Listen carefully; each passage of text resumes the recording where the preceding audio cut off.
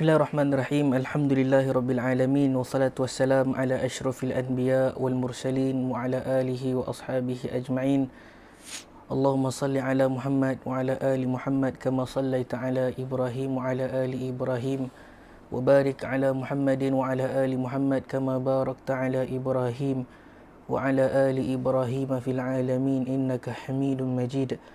اللهم افتح علينا حكمتك وانشر علينا من خزائن رحمتك يا أرحم الراحمين ربنا اشرح لنا صدورنا ويسر لنا أمورنا واحلل عقدة من لساننا يفقه قولنا آمين آمين يا رب العالمين. Alhamdulillah, pertamanya kita panjatkan rasa syukur kepada Allah Subhanahu Wa Taala, masih lagi diberikan kesempatan untuk bersama-sama insya-Allah kita akan cuba untuk mentadabbur surah-surah tertentu yang kita akan pilih dalam bentuk siri, dan mudah-mudahan perkongsian ini dapat memberi manfaat kepada para pendengar sekalian.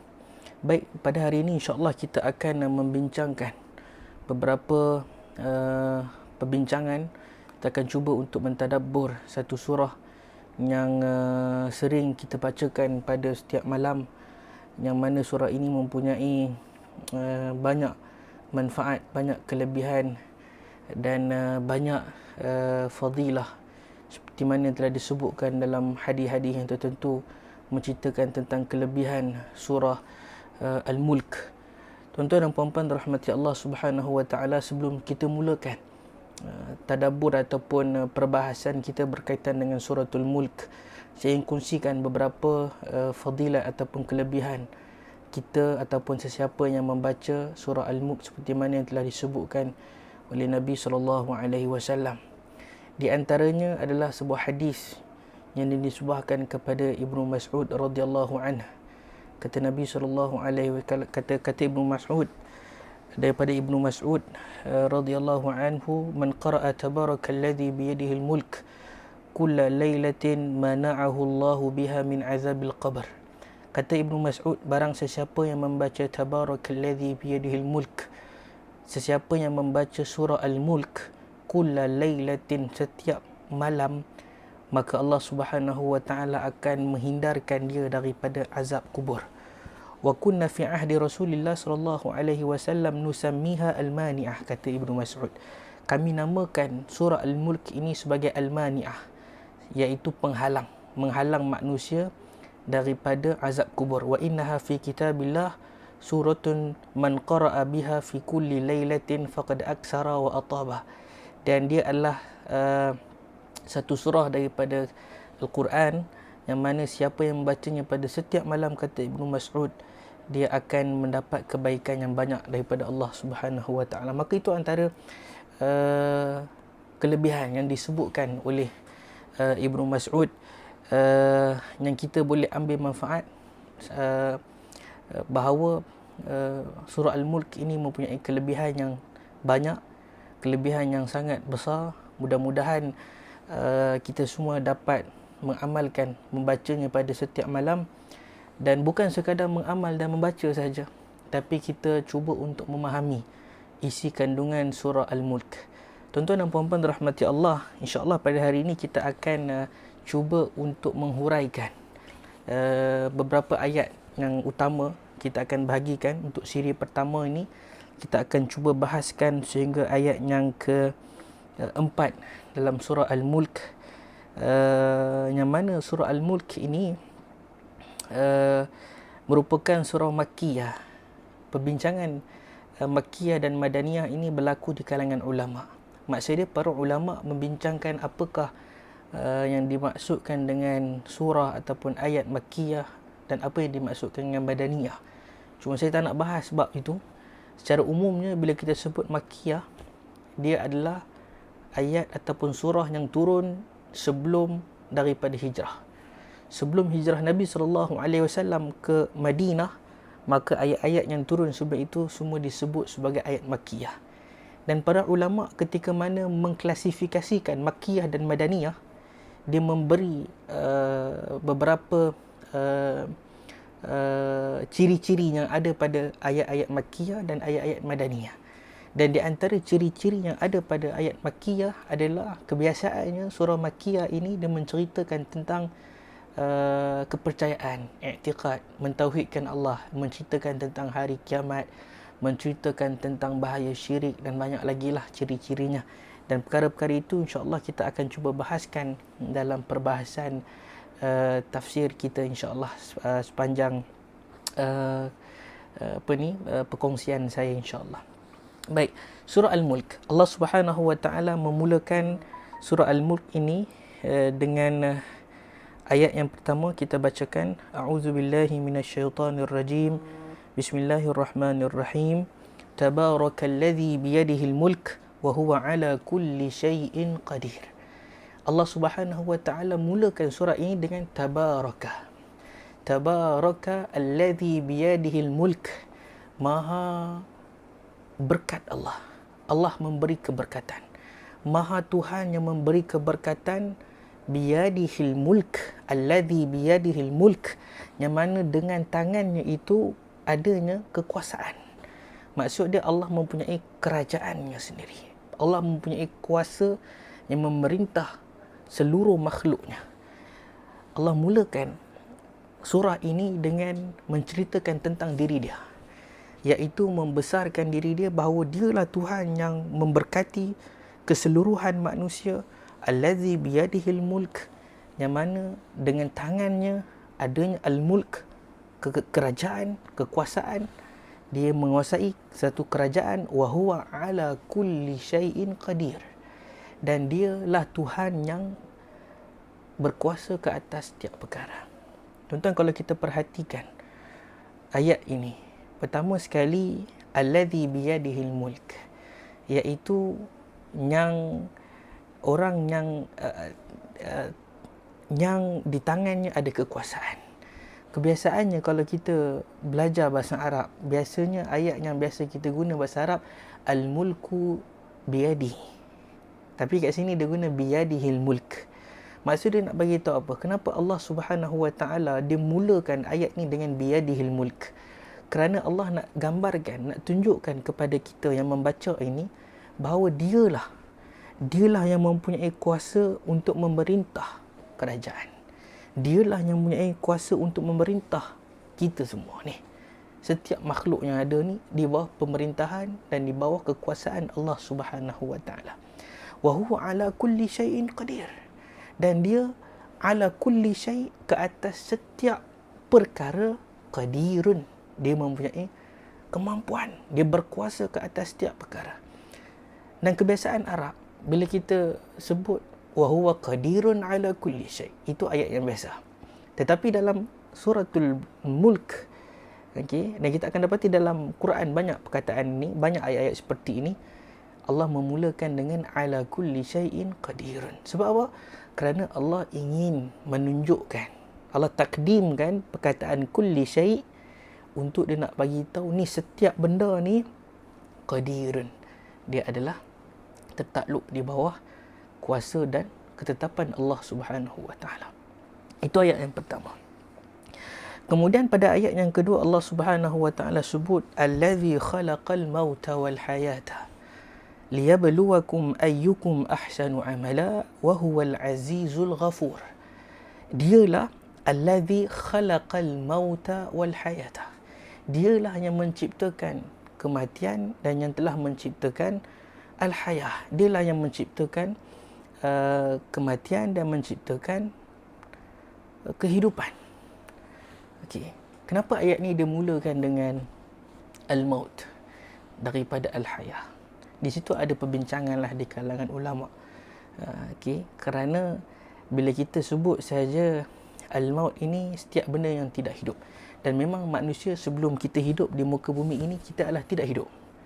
Maka sebab itulah Allah mulakan dengan al-maut sebelum Allah pergi kepada al-hayah. Ada juga yang katakan kehidupan yang sebenar ini adalah selepas daripada kematian. Okey, sebab itu dimulakan dengan al-maut. Dia ada perbincangan yang panjang lah. Cuma nak bagi tahu apa? Pada ayat yang pertama Allah telah nyatakan dialah Tuhan yang memberkati, yang maha kuasa, yang berkuasa ke atas setiap perkara, Kemudian kali kedua ini, ayat yang kedua ini, Allah nak gambarkan kepada kita apa dia? Allah nak gambarkan bahawa dialah Tuhan yang menciptakan kehidupan dan kematian. Supaya kita ini bila lihat kematian, bila kita lihat kehidupan, kita akan ingat kepada Allah Subhanahu Wa Taala. Bila kita lihat ada kematian, kita ingat Allah yang mematikan satu-satu manusia. Allah yang mematikan satu-satu makhluk. Bila kita lihat ada bayi yang baru lahir, kita akan lihat Allah yang menghidupkan. Allah yang memberikan kehidupan kepada manusia ataupun makhluk-makhluk yang tertentu. Itu semua di atas kekuasaan Allah Subhanahu wa Ta'ala.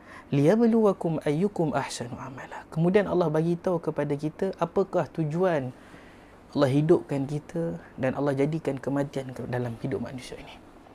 Pertamanya adalah kerana untuk menguji kita. Liyabluwakum, untuk menguji kamu semua. Allah kata, aku ini ciptakan kematian, aku ciptakan kehidupan, liyabluwakum, untuk menguji kamu. Ayyukum ahsanu amala. Yang mana satukah di kalangan kamu ini yang paling baik amalannya? Tuan-tuan, dalam ayat ini diceritakan Allah Subhanahu Wa Ta'ala menciptakan manusia ini, sama ada mematikan atau menghidupkan ini, tujuannya adalah untuk menguji kita. Sama ada kita ini boleh patuh ataupun kita ini boleh betul-betul beriman kepada Allah Subhanahu Wa Ta'ala ataupun tidak. Kemudian apa yang menjadi kayu ukur ataupun syarat untuk Allah Subhanahu Wa Ta'ala terima ujian tersebut di kalangan manusia ini adalah ahsanu amala, iaitu mereka yang paling baik amalnya. Bukan paling banyak, tapi paling baik. Bukan aksaru amala, tapi ahsanu amala. Amalan mana yang paling baik? So dibincangkan, apakah amalan yang paling baik? Tuan-tuan, amalan yang paling baik dalam kehidupan kita ini sebagai satu orang Muslim adalah amalan yang mana kita melakukannya ikhlas kerana Allah Subhanahu Wa Ta'ala, dan kita melakukannya bertetapan dengan apakah yang diperintahkan oleh Allah Subhanahu Wa Ta'ala dan tidak bercanggah dengan suruhan Allah Subhanahu Wa Ta'ala. Itu adalah ahsanu amala. Okey, dia bukan buat paling banyak, tapi buat yang paling berkualiti. So Islam menumpukan pada kualiti. Ramai orang yang cuba tumpu pada banyak, tapi kualiti tidak ada. Tidak khusyuk. Solat banyak tapi tidak khusyuk. Kualiti tidak ada. Tidak faham apa yang dibacakan dalam solat dan sebagainya. Kualiti tidak ada. Melakukan satu benda yang bertentangan dengan apa yang telah diajarkan oleh agama, ataupun buat satu benda yang tak diajar dalam agama. Banyak tapi tidak ada kualiti kerana tidak ikhlas, tidak menghayati, tidak khusyuk dan tidak menepati apa yang ada dalam Al-Quran dan As-Sunnah. Bila kata tidak menepati ini bukan tidak ikut saja, tapi kita buat benda yang tidak dinyatakan di dalam Al-Quran dan As-Sunnah, dan kita meyakini bahawa itu adalah apa yang disyariatkan kepada kita, walhal ianya bukan. Maka dalam ayat yang kedua ini Allah menceritakan kepada kita bagaimana kehidupan dan kematian ini merupakan satu ujian kepada manusia untuk Allah Subhanahu Wa Ta'ala menilai kita ini ayyukum ahsanu amala. Kemudian Allah kata wa huwal azizul ghafur, dan dialah Tuhan yang maha perkasa, dialah Tuhan yang maha berkuasa, yang maha kuat, lagi maha pengampun, al-ghafur, al-aziz. Kat sini Allah tunjukkan bahawa manusia ini kalau kita tidak ikut apa yang diperintahkan oleh Allah, maka Tuhan mempunyai kuasanya untuk menghukum dan memberi hukuman nanti di akhirat kelak. Sama ada di dunia juga di akhirat. Tapi Allah Subhanahu Wa Ta'ala juga Tuhan yang maha pengampun, Tuhan yang maha mengampunkan, ghafur. Maka mereka yang melakukan kesalahan, kesilapan, maksiat dan sebagainya, di sana sentiasa ada ruang dan pintu untuk kita bertaubat, memohon keampunan daripada Allah Subhanahu Wa Ta'ala, dan Allah Subhanahu Wa Ta'ala akan ampunkan insya-Allah dosa-dosa kita, kerana Allah ini sifat dia adalah Ghafur. Ghafur iaitu Tuhan yang Maha Pengampun, yang betul-betul mengampunkan. Dan bila kita cakap mengampunkan ni, dan kita samakan dengan sifat pengampun manusia. Ampunkan manusia, sifat pemaaf manusia ni tak sama dengan pemaafnya Allah Subhanahu Wa Taala. Kadang-kadang kita sukar nak maafkan seseorang. Orang yang paling pemaaf sekalipun dekat dunia ini tidak akan sama-sama dengan sifat kemaafan ataupun pemaafnya Allah Subhanahu Wa Taala. Allah ampunkan dosa sebanyak mana, sekerap mana pun dosa yang kita lakukan jika kita benar-benar bertaubat kepada Allah Subhanahu Wa Taala dan tidak mengulangi apa yang kita lakukan daripada dosa-dosa tersebutlah. Okey, baik. Kemudian kita pergi pada ayat yang ketiga. Allah sebut Alladhi khalaqa sab'a samawatin tibaqa ma tara fi khalqir rahmani min tafawut farji'il basara hal tara min futur. Dialah yang telah mengaturkan, dialah telah menciptakan 7 langit, 7 petala langit yang berlapis-lapis. Ma tara fi khalqir rahman min tafawut.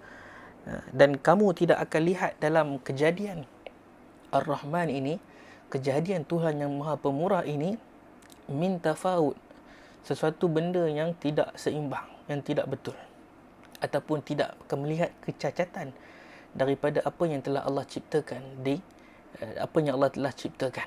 Farji'il basara hal tara min futur. Maka pulanglah. Maksudnya Allah kata, kalau hampa ragu juga, hampa ragu-ragu, kita ragu-ragu dengan apa yang telah Allah ciptakan ini, kita ragu-ragu dengan ciptaan Allah Subhanahu Wa Taala ini, maka lihat semula. Pulang, ulangi semula pandangan kita. Farji'il basara hal tara min futur. Kita ulang semula, tengok apakah daripada ciptaan Allah ini, langit Tuhan ini, adakah ada kecacatan padanya. Okey. Ini menggambarkan, okey, pertama sekali, ayat ini dia menceritakan Tuhan ini, Tuhan Maha Pencipta, huwa khaliq, Tuhan yang Maha Pencipta. Dia menciptakan 7 langit. Okey, macam mana itu semua ada perbahasan yang panjang lah. Okey, dan Tuhan mencabar mereka yang tidak percaya ataupun ada keraguan atas apa yang telah Allah Subhanahu Wa Taala ciptakan ini, untuk lihat semula ciptaan. Hang ragu ke, hang tak ragu ke, hampir tengok balik ciptaan aku ni. Ada tak kecacatan pada ciptaan aku ni? Dan sudah pastilah ciptaan manusia ini, tuan-tuan, tidak akan ada kecacatan pada dia. Tidak ada kecacatan pada ciptaan Allah Subhanahu Wa Taala. Dia sempurna. Dan mata zahir kita ini tak akan nampak kecacatan tersebut. Summarji'il basara karrataini yanqalib ilaikal basaru khasi'an wa huwa hasir. Kemudian Allah kata dalam ayat yang keempat, kemudian kembali. Okey, kembali, lihat semula, banyak kali, lihat semula. Karratain. Karratain ni maksud 2 kali, tapi boleh juga maksud dia banyak. Maksud dia banyak, bukan 2 kali, tengok banyak kali. Allah kata, perhatikan banyak kali. Dalami betul-betul. Perhatikan betul-betul ciptaan Allah Subhanahu Wa Taala ini. Yanqalib ilaikal basaru khasi'an. Yanqalib, nescaya pandanganmu itu akan berbalik kepadamu dengan hampa, sedang ia pula berkeadaan lemah lesu. Wa huwa hasirun. Okey, kat sini nak cerita apa? Kat sini nak cerita, tengoklah banyak kali macam mana sekalipun, walaupun kita rasa Allah ini ada kekurangan pada ciptaan dia, kita tak akan dapat, melainkan kita hanya akan pulang, ataupun setelah melihat itu kita akan rasa hampa, sebab tidak melihat sebarang kecacatan, dan kita akan rasa sia-sia perbuatan kita itu untuk mencari kelemahan, kekurangan yang ada pada ciptaan Allah. Tuan-tuan, secara umumnya ayat 1 sehingga ayat 4 ini dia menceritakan tentang kekuasaan Allah. Dia menceritakan bagaimana Allah Subhanahu Wa Taala, Tuhan yang sentiasa memberkati manusia ini, Tuhan yang mempunyai kuasa yang tidak ada pada yang lain. Satu makhluk pun tidak ada kekuasaan. Wa huwa ala kulli syai'in qadir. Dia hanya Tuhan, dia sajalah yang berkuasa ke atas setiap perkara. Dialah Tuhan yang menghidupkan kematian, yang mencipta kematian dan kehidupan. Tujuannya adalah untuk menguji kita sama ada kita ini baik ataupun tidak amalan kita. Dan Allah Subhanahu Wa Taala ini adalah Tuhan yang maha berkuasa dia mempunyai hak dan kekuasaan untuk menghukum kita. Dia juga mempunyai hak dan kekuasaan untuk mengampunkan segala dosa yang telah kita lakukan. Tuhan yang telah menciptakan langit dan bumi, Tuhan yang telah menciptakan langit dan bumi, bahkan Allah Subhanahu Wa Taala mencabar manusia. Kalau kamu rasa ada kekurangan, teruslah lihat kepada apa yang telah aku ciptakan ini.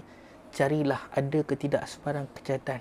Nescaya kamu tidak akan dapat, melainkan hanya rasa sia-sia dan penat mencari kelemahan yang tidak ada pada ciptaan Allah Subhanahu Wa Taala. Wallahu taala alam. Setiap kekurangan itu datang daripada saya. Mudah-mudahan kita semua dapat manfaat daripada perkongsian yang ringkas ini. Satu benda yang kita selalu baca surah Al-Mulk. Tuan-tuan, beruntung orang yang dapat membaca setiap malam, dan lebih beruntung orang yang dapat menghafal, dan yang paling beruntung dia boleh membaca, menghafal dan memahami isi kandungan surah Al-Mulk ini. Wallahu ta'ala alam. Aqulu qawli hadza astaghfirullahal azim li wa lakum. Assalamualaikum warahmatullahi wabarakatuh.